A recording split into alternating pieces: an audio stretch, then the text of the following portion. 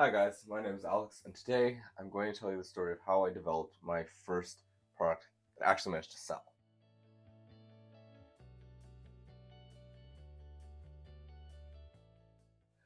Um, so it was I had developed like 7 or 8-ish products. So some of them were software, some of them were mechanical things. And I was doing a mechanical engineering degree at this time, and I'm not even sure if I'm capable of working a real mechanical engineering job. It's kind of intimidating, and I'm not sure this is the path I want to go on. So for a lot of my degree, I've been trying to do entrepreneurship related things. I was always afraid to take the leap because whenever you are like, I want to set up a company or something, there's upfront costs, and I did not have the money to pay them, nor did I really want to. And then, of course, there's things like tackling: do I go to investors? Do I travel the country and talk to them? What kinds of questions do I need to answer? Do I need a team? It gets very complicated. So I was like, let after a lot of developing, I was like, okay, this was last June. I was like, I'm going to give myself 2 weeks and I'm going to develop a product from start to finish in that amount of time. Whatever amount of money it takes, although I'll try to keep my costs low. And it wound up working. It pretty much cost me like $40, $50 to make this thing and a lot of my time. And so there's a mechanical engineering lab at my school, and I would go there in the morning and in the evening every day for those 2 weeks and just design, test, design, test, design, test. Uh, so the very first day, I was like, what can I even make a product out of? And one of the things that I've spent years getting through my own head is, first of all, it doesn't matter how passionate you are about your first product at the very least. Um, just design something. Just make something. You need the experience more than you need perfectionism. So I was like, okay, I can make any household object. It doesn't matter. And then second thing was just like looking around the house and like, what problems do I have on a regular basis? And since then, I've made a comprehensive list of a lot of these things. But back then, I didn't have a good list. I was just like, what do I make? And I was like, my toothbrush collects all this gunk at the bottom of it in like, I had it in a cup at the time. I was like, I would really love to get rid of that because it's nasty. And I'm like, I'm pretty sure this is caused by moisture. So right then and there, we have the problem that we're trying to solve. And that's something my entrepreneurship professors have always really tried to hammer home is a good product solves a problem. And even if it's not a problem for you, it's got to solve someone's problem or they're not willing to pay money for it more often than not. And another bit of advice that went with that was I went to pitch to investors once at a competition. And one of the things that a CEO said to me was, you need to sell painkillers, not vitamins. And those two things kind of are the principles behind this. So I was like, I can't just design something that looks cool again because I've done that before. I need to design something functional that met a specific need.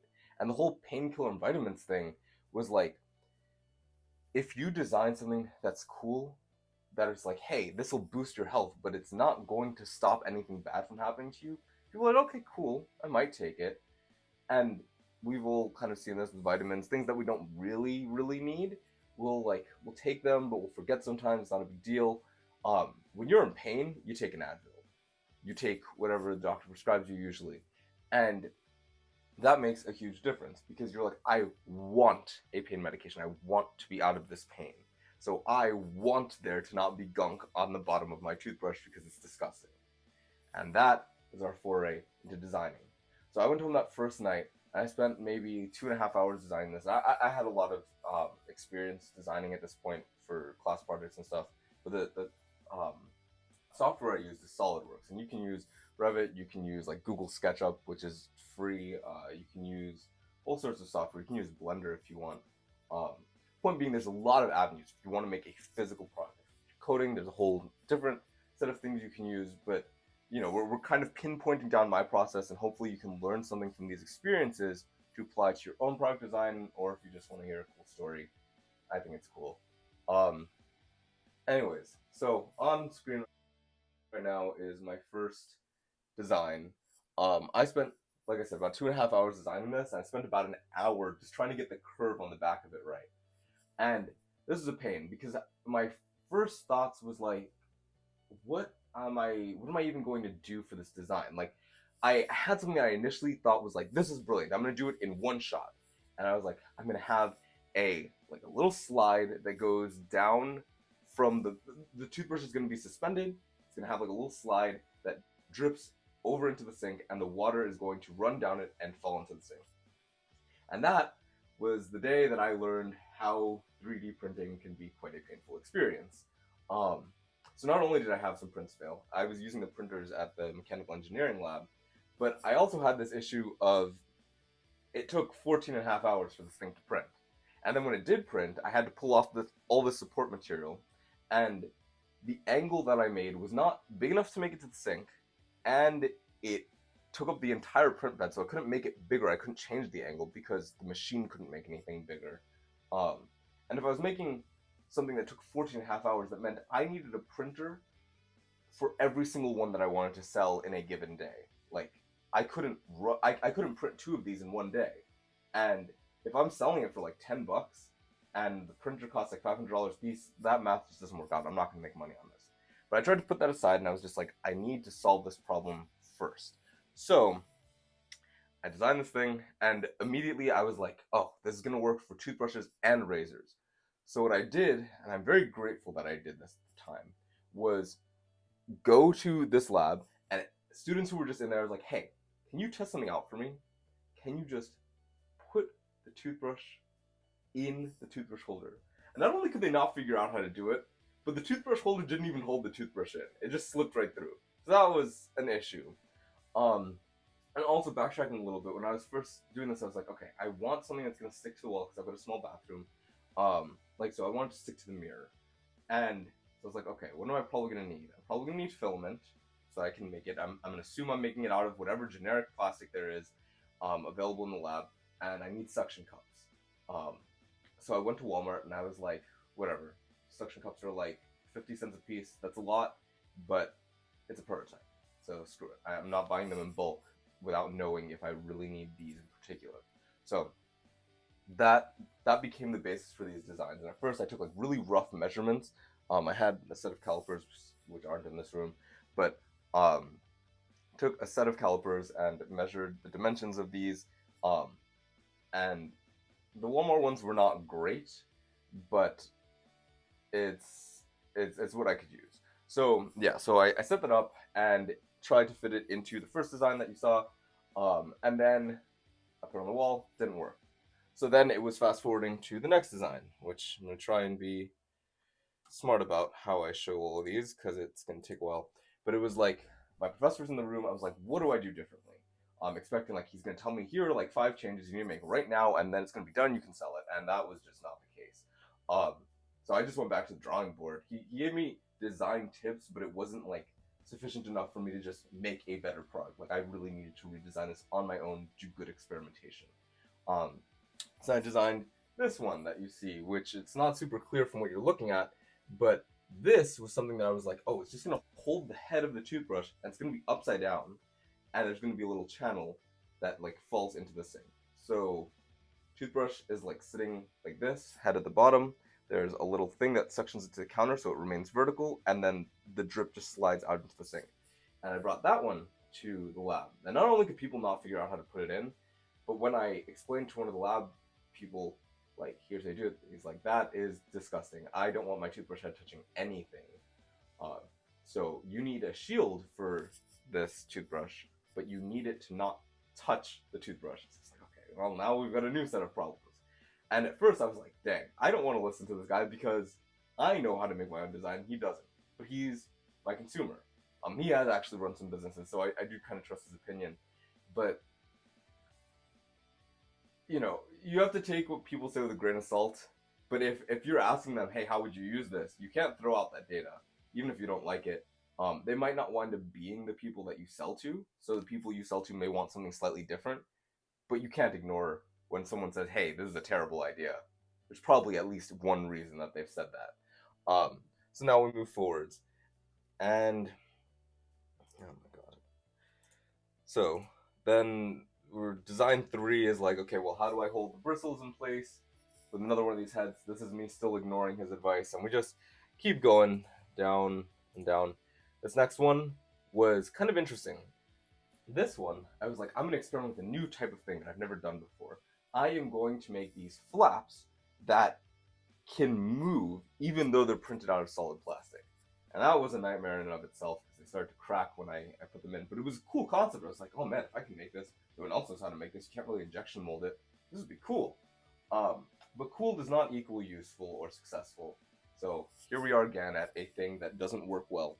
Um, has this little drain on the bottom that shoots into the sink instead of it just kind of, instead of me hoping for it to fall out sort of because the inside is sloped, this has like a more pronounced channel. We're just gonna keep going because a lot of these have very similar traits, and so I just kept changing them.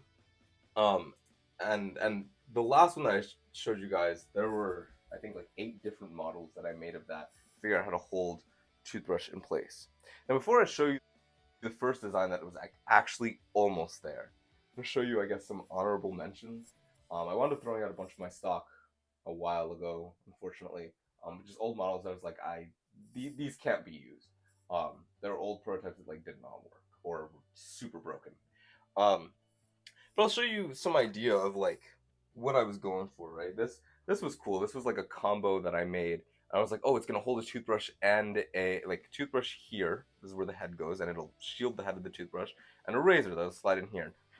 And these are the little Walmart suction cups I was talking about. They're not great. They're not super sticky. Um, but this is what we were working with. Then fast forward, and we're starting to get into something that actually looks like a real product now. Well, just kidding. There's more to this. So this was like, I want to make a toothbrush and a toothpaste holder. It doesn't fit well. It's lopsided. That's an issue. I was like, oh, I'll put names on it because that's what people do on Etsy, and that's not a great idea either because that meant I need to customize each product that I was going to give to someone. So the story goes on, and there's all sorts of things that I'm doing here. Um, and then even when I thought I'd snagged like the right design, things still kept changing. So so based on that, I was like, okay, I know the minimum distance that needs to be between 2 suction cups if I stick it on the wall, and I need to make something that sticks sideways on the wall that holds the base of the toothbrush, but that'll still get rid of this water. And so it's like, okay, what if it has a drain in the bottom? And that is this design right here. So it's a little bit hard to see because it's all white. The original one was all black. But this is where you slide in suction cups. And I'll show you those in a second. But this is the bottom. It's got a hole in it. And it's sloped, so it's easy to put in. And this right here actually is another design feature that's told about. Is like, hey, instead of making it a perfectly like cylindrical hole, make it so that it's easier for you to slide in by having a little bit more of a gap at the top. Um, and this also goes into another point which my professor pointed out on the very first day. He's like, don't spend your time on details.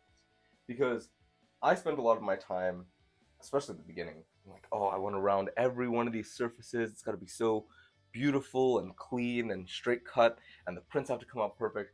First of all, I did not have the knowledge to make that happen. And second of all, I wasted a ton of time on that because if the design didn't work, it didn't matter how it looked.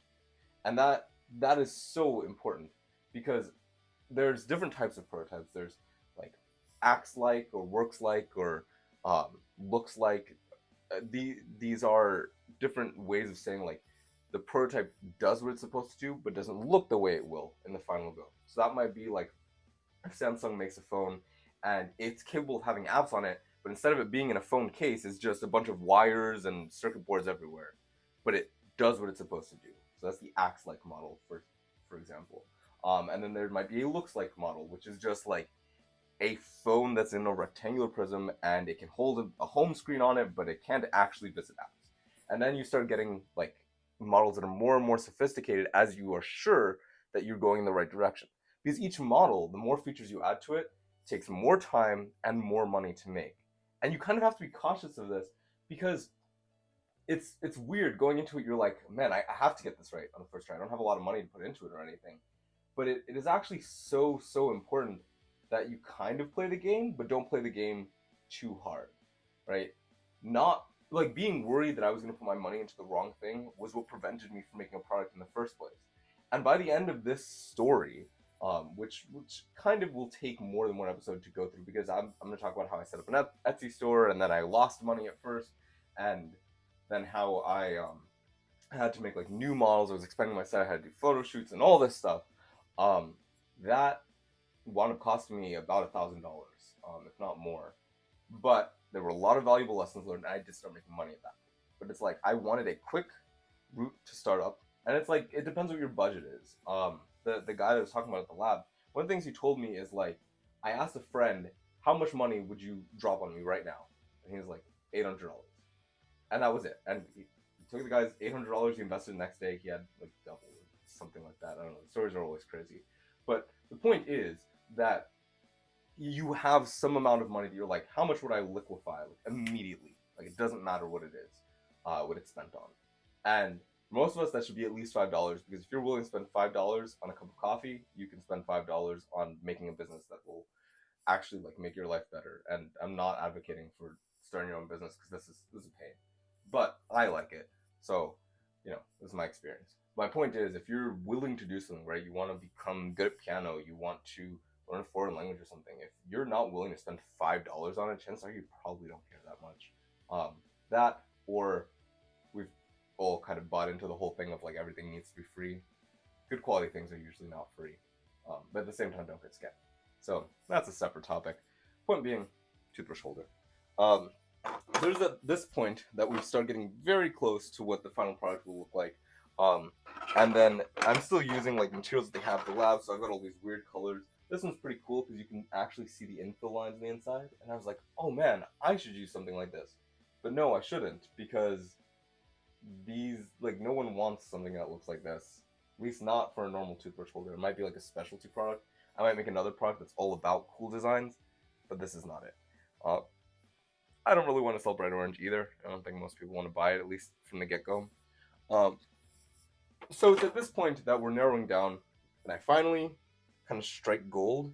So you'll see the next few ones that I show you are like pretty similar designs. Um, and so let's see. And then there tends to be problems and stuff. And I'm like, oh, I'll make a version of this that is like fancy, that has like inserts, so it'll be for kids, and it has like I made like a little giraffe and stuff that I thought was so cool at the time. Um, that you could like stick in, and I was like, oh, I'll make more animals, and that was a whole another thing. It's like every step of the way, I had to learn new skills, and it is kind of nice that my job now, which is still working on this, is much more stabilized. Like I like learning new things. It was a little bit stressful when every day you start essentially a new project because you don't know what your job is going to entail. You just try and develop further. I was lucky because as this thing kept going, I started getting positive results. I took it to what do you call it? Back to the lab. I had people test it, and it seemed to work pretty well. When I had friends come over, I had them test it. And also like about a week before, so a week into this challenge, was a week before my deadline. I was like, I'm gonna go on Amazon and I'm going to buy bulk suction cups. Unfortunately, that wound up screwing me in the end. Uh, Buying bulk things on Amazon is not always great because there's a lot of companies that are very temporary in their existence. So I bought suction cups from a Chinese company that no longer seems to exist. Um, and with it went the suction cup type that I was using. So I actually need to redesign my product if I get new suction cups, and I'm considering discontinuing this. So we'll see how it goes. But anyways, I will link this product in my description of this video because if you want to check it out, if you want to buy it, that's cool. And I'll also give you an idea of what we're actually talking about here.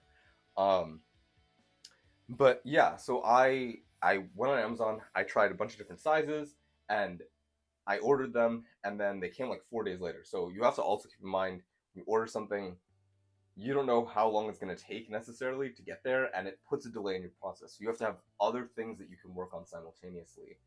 Um, and yeah, so I started working on testing these. I had to design tests for this, and I was lucky. I had a class that was on mechanical experiments.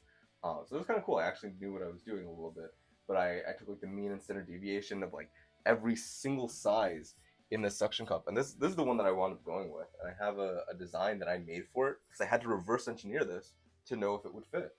Um, and so it's like you wind up biting a lot of bullets that you had not expected to at the start of your process. But yeah, so I made models for all the suction cups. Found out that because I measured them when they were open, but not when they were pressed up against something, that the dimensions were wrong. So I had to make two versions of the suction cup. model because they were pressing into each other. So this is like a crazy winding story. We're almost at the end of this part. Um, but like I said, there's so much more that went into starting this up. It doesn't typically fit in a 20-minute video if you want a good amount of detail. And of course, ask me questions in the comment section. I'm more than happy to talk more about this. This is something I enjoy doing, but it's also pretty difficult. Um, so anyways, yeah, I at this point started looking into like, oh, do I want to slide it in a different way? And later I wound up looking at like what colors do I want to sell it in that'll be appealing, and can I make it in a way that's not on a 3D printer? Can I like pseudo injection mold it? Can I make it out of resin? Can I make it out of concrete? Um, these are all questions that caused me a lot of pain, but suffice to say, we fast forwarded a few models, and actually I overshot because even though this design 14 iteration 3, um, there are plenty more that I made even after this, and I decided that they sucked. And here's an example of it. This is like a rectangular one because I was like, oh, maybe I'll launch a new version of these that like one is like maybe Etsy mom ish, and the other one is I don't know, whatever, tech bro ish. I mean, you gotta know your customers. I clearly don't know them super well, or I would have better ways to call them than Etsy moms and tech bros. Um, you know, is what it is. Anyways, so chose my colors. Uh, like went through a series of experiments, like literally pulling on every suction cup. I put like 10 on the wall. I measured them in all different configurations.